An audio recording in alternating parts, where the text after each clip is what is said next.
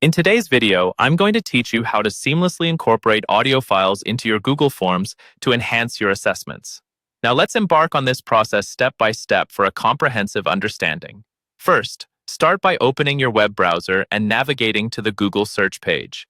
If you haven't already opened Google, simply type google.com into the address bar and hit enter.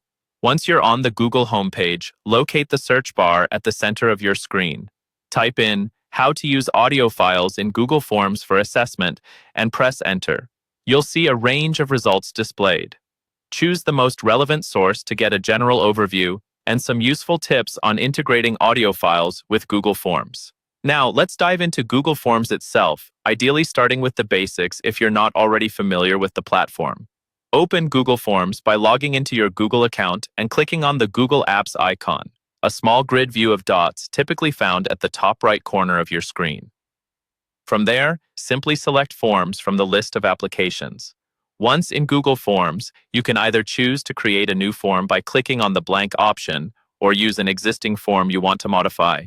Go ahead and title your form something relevant. Remember, clear and concise titles help both you and your respondents understand the form's purpose at a glance. After setting up your form's title, move to the section or question where you want to insert an audio file. At this stage, Google Forms does not directly support audio uploads. However, you can easily circumvent this by utilizing Google Drive. Upload your audio file to your Google Drive by dragging the file into the main area of the Drive interface or by clicking the New button and selecting File Upload. After your file is uploaded, locate it in Google Drive and right-click to select Get Shareable Link.